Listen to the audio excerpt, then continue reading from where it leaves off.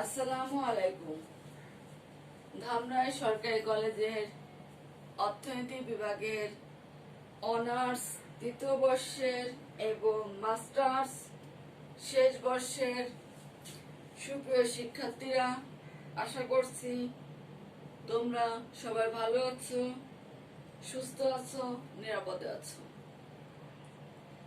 ধামরাই সরকারি কলেজ কর্তৃক আয়োজিত অনলাইন শিক্ষা কার্যক্রমে তোমাদেরকে স্বাগত জানাচ্ছি। আমি মুসাম্মদ সেল্লা সুলতানা, সহযোগী অধ্যাপক, অর্থনীতি বিভাগ। আজকে আমার আলোচনা ম্যাক্রো ইকোনমিক্সের ভোগ ও বিনিয়োগ অধ্যায় থেকে। যে বিষয়গুলো নিয়ে আলোচনা করব সেটা হচ্ছে স্বয়ংভূত ভোগ এবং পরবর্তিত ভোগ কাকে বলে, এদের পার্থক্য, স্বল্পকালীন ভোগ অপেক্ষক এবং দীর্ঘকালীন ভোগ অপেক্ষক কাকে বলে এবং এদের বৈশিষ্ট্য। প্রিয় শিক্ষার্থীরা, প্রথমে আসি স্বয়ংভূত ভোগ এবং পররচিত ভোগ সম্পর্কে। আয়ের উপর নির্ভরশীলতার উপর ভিত্তি করে ভোগকে প্রধানত দুই ভাগে ভাগ করা যায়। একটি হচ্ছে স্বয়ংভূত ভোগ বা অটোনমাস কনজাম্পশন, আর একটি হচ্ছে পররচিত ভোগ বা ইনডিউসড কনজাম্পশন। স্বয়ংভূত ভোগ কাকে বলে? আয় শূন্য হলেও মানুষ ন্যূনতম জীবনযাপনের জন্য যতটুকু ভোগ করে থাকে তাকে স্বয়ংভূত ভোগ বলা হয়। অন্যভাবে বলতে পারি, যে ভোগ আয়ের উপর নির্ভর করে না এবং আয়ের প্রতিটি স্তরে যে ভোগ সমান বা স্থির থাকে তাকে স্বয়ংভূত ভোগ বলে। আয়ের উপর নির্ভর করে না বলে স্বয়ংভূত ভোগকে আবার আয় নিরপেক্ষ ভোগও বলা হয়। আয়ের সকল স্তরে স্বয়ংভূত ভোগ স্থির থাকে বলে স্বয়ংভূত ভোগ রেখাটি ভূমি অক্ষের সমান্তরাল হয়। চিত্রে ও এক্স অক্ষে আয় এবং ও ওয়াই অক্ষে ভোগ দেখানো হচ্ছে। আয় যখন শূন্য তখন নির্দিষ্ট পরিমাণ একটি ভোগ অস্থির পরিমাণ ভোগ বজায় থাকে। আয় বাড়লে বা কমলে এই ভোগের কোনো পরিবর্তন হচ্ছে না। সিসি রেখাটি হচ্ছে স্বয়ংভূত ভোগ রেখা, এই রেখাটি ভূমি অক্ষের সমান্তরাল। এবার আসি পররচিত ভোগ।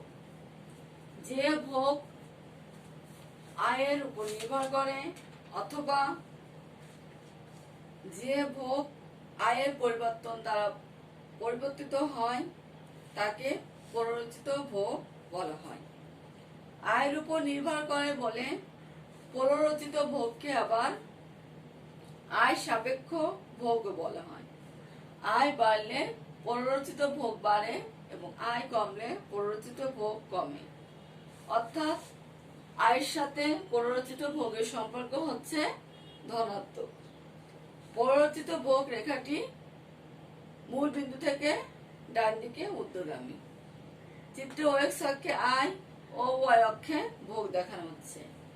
আয় যখন শূন্য, পররচিত ভোগও তখন শূন্য। আয় বাড়লে পররচিত ভোগ বাড়ে এবং আয় কমলে পররচিত ভোগ কমে। এই কারণে পররচিত ভোগ রেখাটি মূল বিন্দু থেকে ডান দিকে ঊর্ধ্বগামী। এবার আসি স্বয়ংভূত ভোগ এবং পররচিত ভোগের মধ্যে পার্থক্য কি। 1 নম্বর, স্বয়ংভূত ভোগ আয়ের উপর নির্ভর করে না, কিন্তু পররচিত ভোগ আয়ের উপর নির্ভর করে। 2, আয়ের সকল পর্যায়ে স্বয়ংভূত ভোগ স্থির থাকে, কিন্তু আয়ের পরিবর্তনের সাথে পররচিত ভোগ পরিবর্তিত হয়। 3 নম্বর, স্বয়ংভূত ভোগ রেখাটি ভূমি অক্ষের সমান্তরাল আর পররচিত ভোগ রেখা মূল বিন্দু থেকে ডান দিকে ঊর্ধ্বগামী। স্বয়ংভূত ভোগের ক্ষেত্রে ভোগ এবং আয়ের পরিবর্তনের অনুপাত হচ্ছে 0। পররচিত ভোগের ক্ষেত্রে ভোগ এবং আয়ের পরিবর্তনের অনুপাত ধনাত্মক বা পজিটিভ। স্বয়ংভূত ভোগ শুধুমাত্র স্বল্পকালে থাকে, দীর্ঘকালে স্বয়ংভূত ভোগ থাকে না, কিন্তু পররচিত ভোগ স্বল্পকাল এবং দীর্ঘকাল উভয় ক্ষেত্রে থাকে। প্রিয় শিক্ষার্থীরা, এবার আসি স্বল্পকালীন ভোগ অপেক্ষক কাকে বলে। স্বল্পকালে আয় ও ভোগ ব্যয়ের মধ্যকার সম্পর্ককে বলা হয় স্বল্পকালীন ভোগ অপেক্ষক। অন্যভাবে বলতে পারি, যে ভোগ অপেক্ষকে সম্ভূত ভোগ এবং পররচিত ভোগ দুই থাকে তাকে বলা হয় স্বল্পকালীন ভোগ অপেক্ষক। স্বল্পকালে আয় শূন্য হলেও ভোগ শূন্য হয় না, এখানে একটি নির্দিষ্ট পরিমাণ ভোগ বজায় থাকে, তাই স্বল্পকালীন ভোগ অপেক্ষককে বলা হয় অআনুপাতিক ভোগ অপেক্ষক বা নন প্রপোর্শনাল কনজাম্পশন ফাংশন। বিখ্যাত অর্থনীতিবিদ জে.এম. কেইন্স তার মৌলিক মনস্তাত্ত্বিক বিধিতে আয় ও ভোগ ব্যয় যে সম্পর্ক ব্যাখ্যা করেছেন তা মূলত স্বল্পকালীন ভোগ অপেক্ষক। এই কারণে স্বল্পকালীন ভোগ অপেক্ষককে আবার কেইন্সীয় ভোগ অপেক্ষকও বলা হয়। স্বল্পকালীন ভোগ অপেক্ষককে আমরা একটি সমীকরণের মাধ্যমে দেখাতে পারি, C = A + BY। এটা হচ্ছে স্বল্পকালীন ভোগ সমীকরণ। C হচ্ছে ভোগ, A হচ্ছে সম্ভূত ভোগ, B প্রান্তিক ভোগ প্রবণতা, Y I। A হচ্ছে সম্ভূত ভোগ এবং BY হচ্ছে পররচিত ভোগ। একটি সংখ্যা সূচক উদাহরণ দিতে পারি আমরা, C = 100 + 0.5Y। এই সমীকরণের ভিত্তিতে আমরা একটা ভোগ সূচি বের করতে পারি। ভোগ সূচির ক্ষেত্রে আমরা কিভাবে বের করব? এখানে স্বাধীন চলক হচ্ছে Y, অধীন চলক হচ্ছে C। স্বাধীন চলকের বিভিন্ন মানের ভিত্তিতে অধীন চলক এর মান বের করব। যেমন এখানে I যখন 0, ভোগ তখন 100, I যখন 100, ভোগ তখন 150, I যখন 200, ভোগ তখন 200, I যখন 300, ভোগ 250। এটা হচ্ছে আমার ভোগ সূচি। এই সূচির ভিত্তিতে আমরা একটা রেখাচিত্র অঙ্কন করব এবং এই রেখাচিত্রটি হবে স্বল্পকালীন ভোগ রেখা। ভূমি অক্ষে দেখানো হচ্ছে আয়, লম্ব অক্ষে ভোগ। আয় যখন 0 তখন ভোগ হচ্ছে 100, এটি হচ্ছে আমার সম্ভূত ভোগ। এটি আমরা এ বিন্দু দ্বারা নির্দেশ করছি। পরবর্তীতে আয় যখন 100 তখন ভোগ হচ্ছে 150, এটা বি বিন্দু দ্বারা দেখানো হচ্ছে। আয় যখন 200 তখন ভোগ হচ্ছে 200, এটা এই বিন্দু দ্বারা নির্দেশ করছি। আয় যখন 300 তখন ভোগ হচ্ছে 250, এটা ডি বিন্দু দ্বারা নির্দেশ করা হচ্ছে। এ বি ডি বিন্দু যোগ করে আমরা যে রেখাটি পাচ্ছি এটি হচ্ছে আমার স্বল্পকালীন ভোগ রেখা।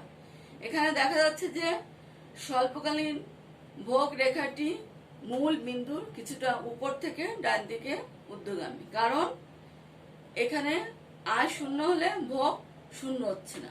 আয় যখন 0 তখন একটা নির্দিষ্ট পরিমাণ ভোগ বজায় থাকে। এই কারণে স্বল্পকালীন ভোগ রেখাটি মূল বিন্দুর কিছুটা উপর থেকে ডান দিকে ঊর্ধ্বগামী। এবার আসি দীর্ঘকালীন ভোগ অপেক্ষক, লং রান কনজাম্পশন ফাংশন কাকে বলে? দীর্ঘকালে আয় ও ভোগ ব্যয়ের মধ্যকার সম্পর্ককে বলা হয় দীর্ঘকালীন ভোগ অপেক্ষক।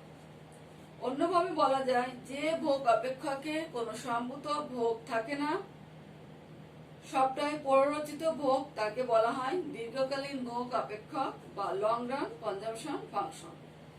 দীর্ঘকালে আয় 0 হলে নির্দিষ্ট ভোগ অর্থাৎ সম্ভূত ভোগ থাকে না, তাই ভোগ এবং আয়ের সম্পর্ক হচ্ছে এখানে আনুপাতিক, এবং এই কারণে দীর্ঘকালীন ভোগ অপেক্ষককে সমানুপাতিক ভোগ অপেক্ষক বা প্রপোর্শনাল কনজাম্পশন ফাংশন বলা হয়। দীর্ঘকালীন ভোগ অপেক্ষককে আমরা একটা সমীকরণের মধ্যে প্রকাশ করতে পারি, C = BY। C হচ্ছে ভোগ, B প্রান্তিক ভোগ প্রবণতা, YI। BYটা হচ্ছে পররচিত ভোগ, এখানে কোনো সম্ভূত ভোগ নাই। একটা সংখ্যা সূচক উদাহরণ হতে পারে C = 0.5Y। এখানে Y এর বিভিন্ন মান ধরে আমরা সি এর মান বের করে একটা ভোগ সূচি বের করব। ওয়াই যখন 0 তখন সি হচ্ছে 0, ওয়াই যখন 100 তখন সি হচ্ছে 50, ওয়াই যখন 200 তখন সি হচ্ছে 100, ওয়াই যখন 300 তখন সি হচ্ছে 150, ওয়াই যখন 400 তখন সি হচ্ছে 200। এই সূচির ভিত্তিতে আমরা রেখাচিত্র অঙ্কন করব। এখানে ভূমি অক্ষে দেখাচ্ছি আই, লম্ব অক্ষে দেখাচ্ছি ভোগ। আই যখন 0 তখন ভোগ 0, আই যখন 100 তখন ভোগ হচ্ছে 50, এটা আমরা এ বিন্দু দ্বারা নির্দেশ করছি। আই যখন 200 তখন ভোগ হচ্ছে 100, এটা বি বিন্দু দ্বারা দেখানো হচ্ছে। আই যখন 300 তখন ভোগ হচ্ছে 150, এটা ই বিন্দু দ্বারা নির্দেশ করছি। আই যখন 400 তখন ভোগ হচ্ছে 200, এটা ডি বিন্দু দ্বারা নির্দেশ করা হচ্ছে। এই এ বি ই এবং ডি বিন্দু যোগ করে আমরা যে রেখাটি পাচ্ছি সেটা হচ্ছে আমরা দীর্ঘকালীন ভোগ রেখা। এখানে দেখা যাচ্ছে দীর্ঘকালীন ভোগ রেখাটি মূল বিন্দু থেকে ডান দিকে ঊর্ধ্বগামী, কারণ এখানে ভোগ যখন আয় যখন 0 হচ্ছে তখন হচ্ছে ভোগ 0, পরবর্তীতে আয় বৃদ্ধির সাথে সাথে ভোগ বৃদ্ধি পাচ্ছে। তাহলে প্রিয় শিক্ষার্থীরা, আমরা দেখলাম স্বল্পকালীন ভোগ অপেক্ষক এবং দীর্ঘকালীন ভোগ অপেক্ষক কাকে বলে। এখন আমরা দেখব এদের বৈশিষ্ট্য। প্রথমে আসি স্বল্পকালীন ভোগ অপেক্ষকের বৈশিষ্ট্য।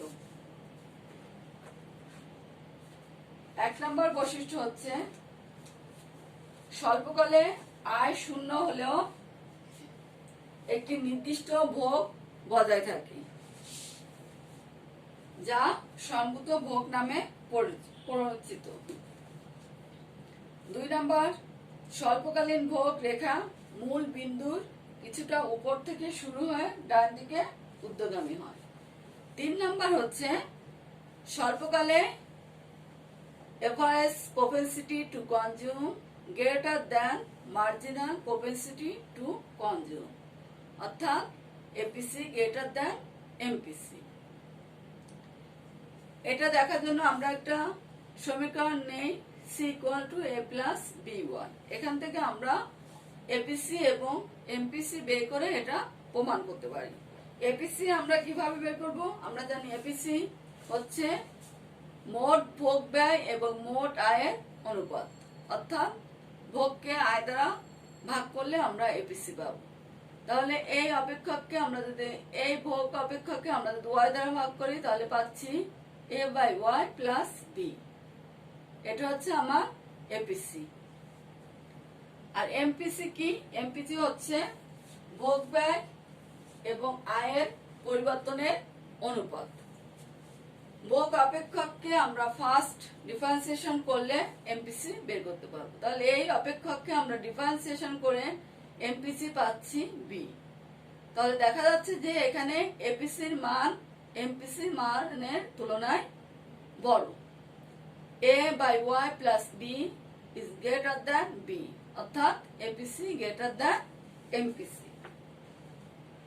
4 নম্বর হচ্ছে স্বল্পকালে এপিসি আয়ের উপর নির্ভরশীল এবং আয় বাড়লে এপিসি হ্রাস পায়, কিন্তু আয় কমলে এপিসি বৃদ্ধি পায়। এটা আমরা প্রমাণ করতে পারি। এ কারণে আমরা একটা সমীকরণ নিলাম C equal two 100 plus 0.5y। এখান থেকে আমরা এপিসি বের করে পেলাম 100 বাই ওয়াই প্লাস 0.5।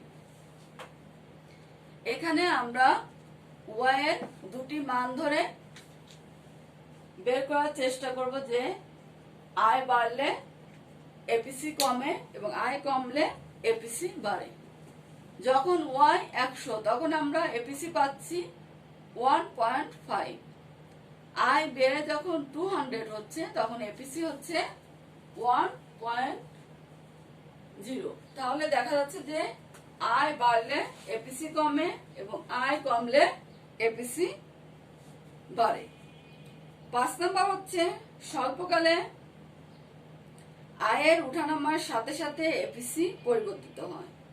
তাই স্বল্পকালীন ভোগ অপেক্ষককে অসমানুপাতিক ভোগ অপেক্ষক বা চক্রজনিত বা সাইক্লিক্যাল ভোগ অপেক্ষক বলা হয়। এগুলোই হচ্ছে স্বল্পকালীন ভোগ অপেক্ষকের বৈশিষ্ট্য। এবার আমরা আসি দীর্ঘকালীন ভোগ অপেক্ষকের বৈশিষ্ট্য। 1 নম্বর হচ্ছে দীর্ঘকালে কোনো সম্ভূত ভোগ থাকে না, অর্থাৎ আয় শূন্য হলেও ভোগ শূন্য হয়। যেমন এখানে আমার দীর্ঘকালীন ভোগ অপেক্ষকের সমীকরণ হচ্ছে C=by। এখান থেকে আমরা দেখতে পাই y যদি শূন্য হয় তাহলে c এর মানও শূন্য হচ্ছে, অর্থাৎ দীর্ঘকালে কোনো সম্ভূত ভোগ থাকে না, আয় শূন্য হলে ভোগও শূন্য হবে। 2 নম্বর হচ্ছে দীর্ঘমেয়াদে আয় শূন্য হলে ভোগ শূন্য হয়।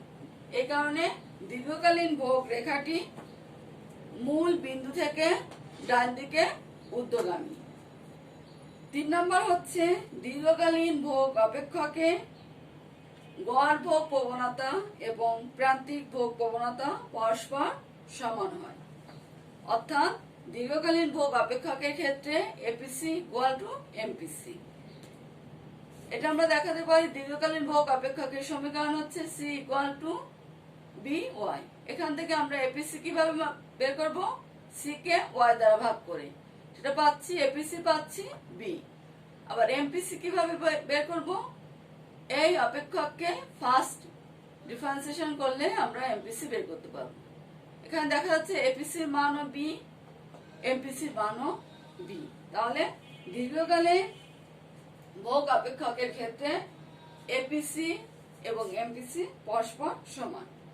4 নম্বর হচ্ছে দীর্ঘকালে আয় বাড়লে বা কমলে APC কোনো পরিবর্তন হয় না, APC স্থির থাকে। তাই দীর্ঘকালীন ভোগ অপেক্ষককে সমানুপাতিক বা যুগব্যাপী বা সেকুলার ভোগ অপেক্ষক বলা হয়। তাহলে প্রিয় শিক্ষার্থীরা, আজকে আমরা কি দেখলাম? সম্ভূত ভোগ অটোনমাস কনজাম্পশন এবং প্ররোচিত ভোগ ইনডিউসড কনজাম্পশন কাকে বলে এবং এদের পার্থক্য। স্বল্পকালীন ভোগ অপেক্ষক বা শর্ট রান কনজাম্পশন ফাংশন এবং দীর্ঘকালীন ভোগ অপেক্ষক লং রান কনজাম্পশন ফাংশন কাকে বলে এবং এদের বৈশিষ্ট্য। প্রিয় শিক্ষার্থীরা, আজকে এ পর্যন্তই। আগামী ক্লাসে আবার কথা হবে। তোমরা নিয়মিত পড়াশোনা চালিয়ে যাবে। ধন্যবাদ।